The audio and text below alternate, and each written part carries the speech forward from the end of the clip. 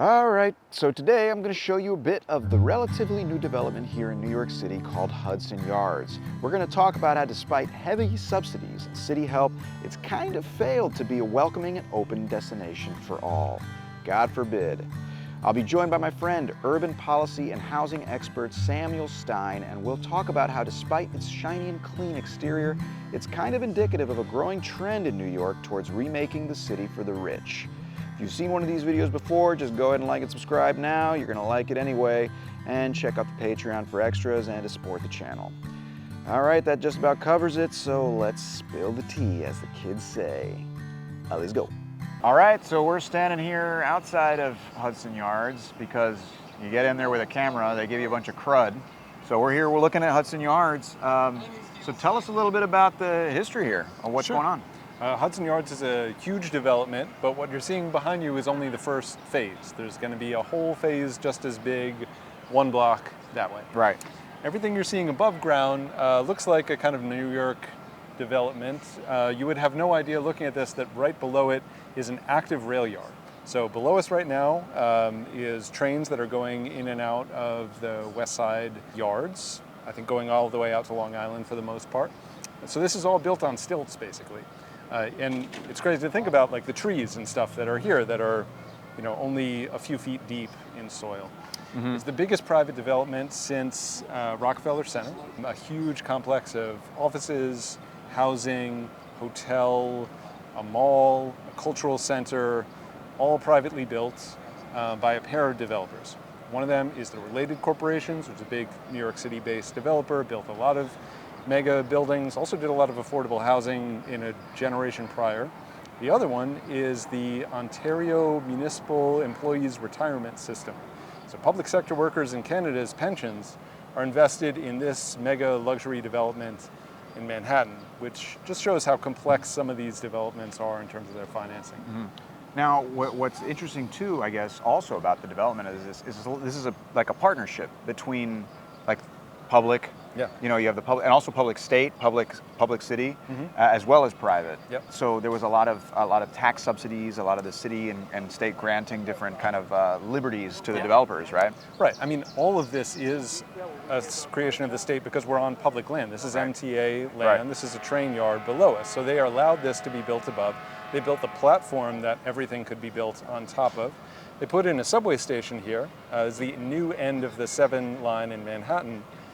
This wasn't exactly like a bustling neighborhood. They only built it here to make this development viable. Right. Meanwhile, the far end of the other subway station is overcrowded. There's a lot of new growth.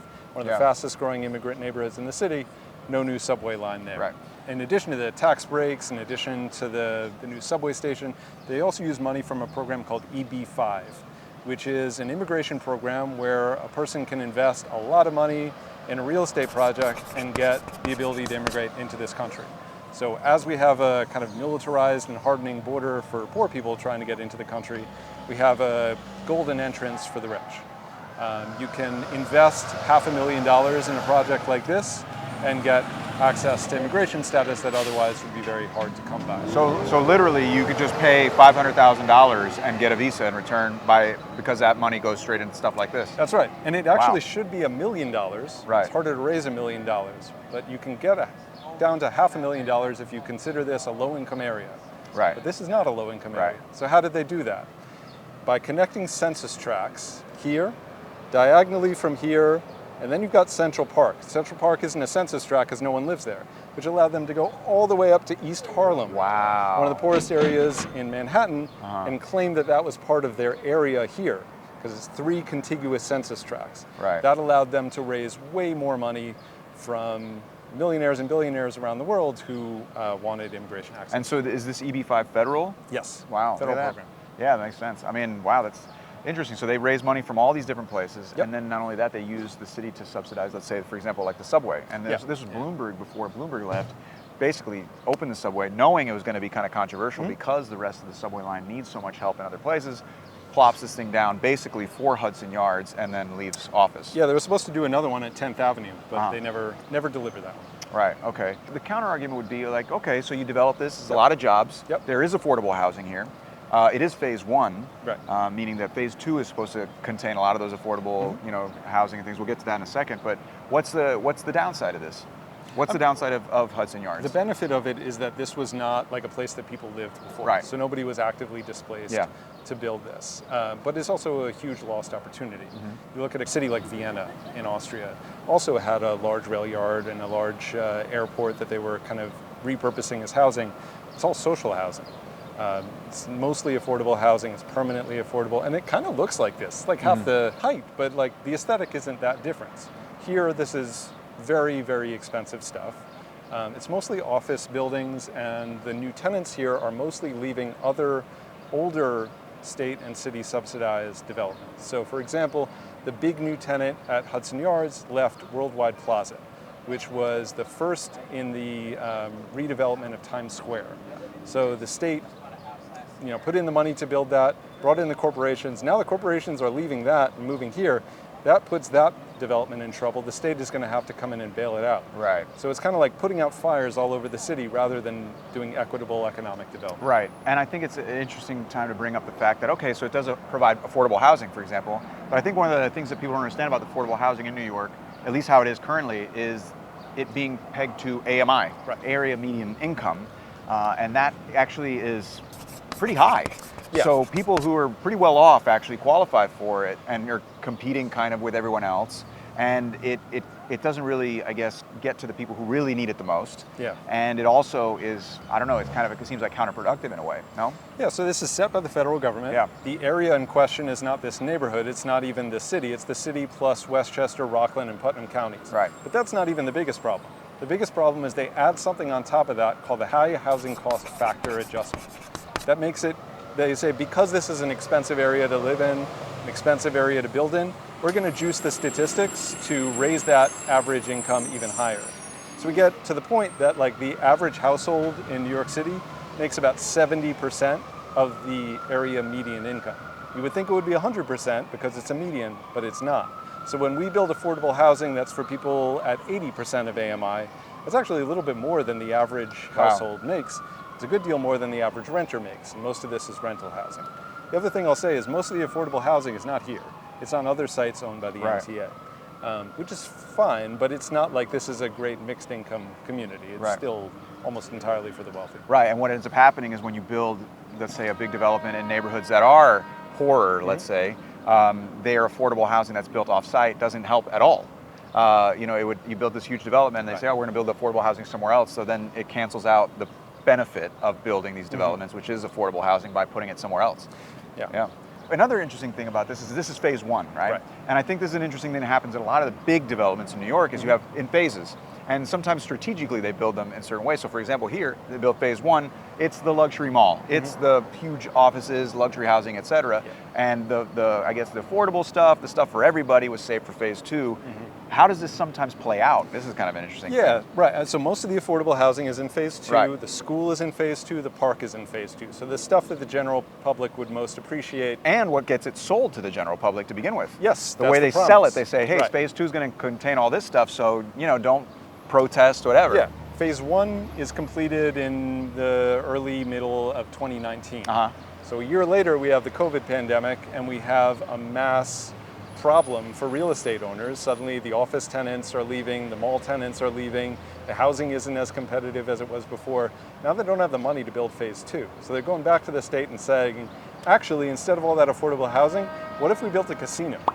And then a few more office buildings. Oh boy. And we'll figure out the housing another time. Yeah. So that's the way that these promises get broken. We have the same situation with Atlantic Yards in Brooklyn.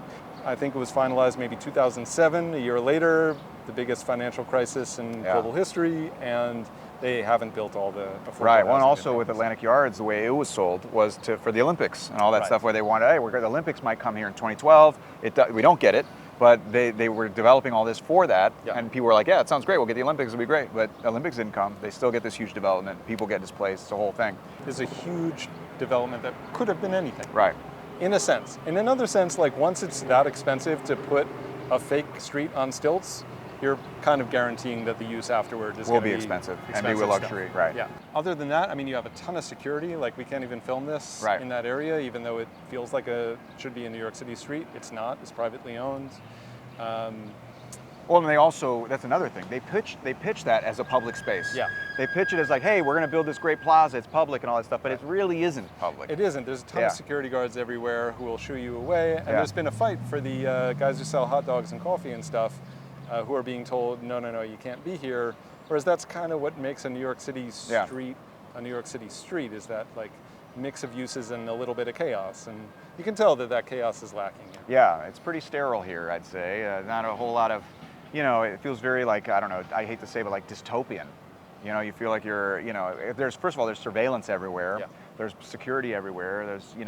There's no, it's all very, it feels like people who are more well off. Right. It's not. Well, it's somebody's utopia, it's just not ours. Exactly right. Ain't that the truth, huh? It's someone's utopia, just not ours. I think that's a country song, actually. So what are your parting thoughts on good old Hudson Yards? Good old Hudson Yards. Yeah. I mean, people should come here and see it. Yeah. And then the next time they propose something like this, think about what kind of a public space we're actually going to get. Yeah, and also look into what it exactly is that's happening, because a lot of times all that's covered in the Post or wherever is like, hey, new public spaces, tons of jobs, that's great. But you look beneath it and it's a little trickier than that. One more thing I kind of wanted to mention is the fact that we're on the Highline. Right. So the Highline is an interesting, I guess, phenomenon here in New York. It was super popular, especially at first, because it was unused. It was abandoned railway. I've talked about this in other videos. You can watch those, huh?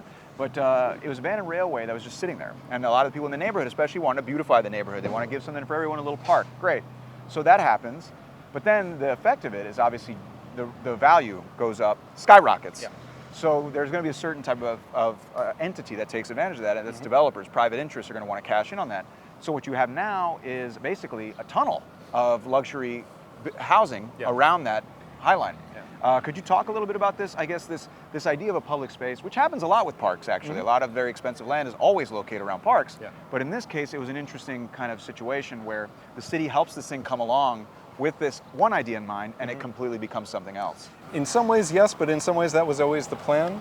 So my understanding of the Highline's financing is that it's supposed to be funded by this private entity called the Friends of the Highline, Right. which collects money from the rising real estate values around it. That's an old idea. Even Central Park is partly financed that way. But then it was the government doing it. It was tax on the increased real estate value. Here it's a private entity, controls the money, controls how it's spent, controls who gets to use it and how. So anytime that we have a new public amenity that's premised on the thing only working if the real estate values go up a lot, we have to think about who's that going to impact in the neighborhood. It was already a fairly well-off neighborhood, but the poorest parts of Chelsea were the far west side. Right. Now that's kind of been the inverse. That's the highest real estate values around. Well, and this is also a project that's pitched on the, altruistic idea of giving public space and turning a decrepit, Highline railway into something for everybody. Yeah. But at the end of the day, that's not what it actually ends up becoming. Or it is. Yeah. And it's both things at once. Right. And that's kind of Sure. what's interesting. It's like, yeah, it is a usable public space and you can walk down it and whatever. Don't try to sleep there. Right. Don't try to bring your dog. Don't try to do a lot of things that you could do in any other kind of park. But it is there. But it is also intimately connected to the real estate economy of the surrounding area. Do you like the Highline? I haven't been in years. Yeah, I was going to say, on a nice day, that it's packed. It's a lot of tourists. It's hard to get around, and they shoo you away when you start filming. Don't ask me how I know that. But okay, well, yeah. So, and you got the Highline basically leading you here to Hudson Yards. Yeah, it wraps right around. Right around. You get right off the Highline, go right into, Neiman Marcus. And it's kind of convenient. Generally speaking, Highline. You got the Highline. You got Hudson Yards. What is the lesson to be learned? You said there's a missed opportunity, but I guess going forward, how do you fix something like this? How do you fix the negatives, or how do you assert or make it so that it does provide for everybody? Well, we do have phase 2 to think about. Yeah. Phase 2 is still unbuilt. And we can all kind of speak up and be Yes. more involved. Democracy is always the answer to things like this, but I guess for that to happen, people have to know what's going on, and also have to, I guess, do something about it aside from just voting, I guess. Yeah, and that is about what gets built there, but it's also about how it gets built. The developer wants the freedom to use non-union labor. And a project like this should really be using union labor. It's publicly subsidized to a very large extent. It's very complex work, building on stilts essentially, and they want to be able to shortchange workers. And that's always going to lead to not only exploitation, but injuries as well. Okay. And I guess the verdict is, do you think that Hudson Yards sucks? Yeah. I think that's That a is the clear correct one. answer. Nice work. All right. All right, well, yeah, I guess that kind of covers Hudson Yards. You want to go get a $30 burrito? No, I don't. All right, well, neither do I. All right.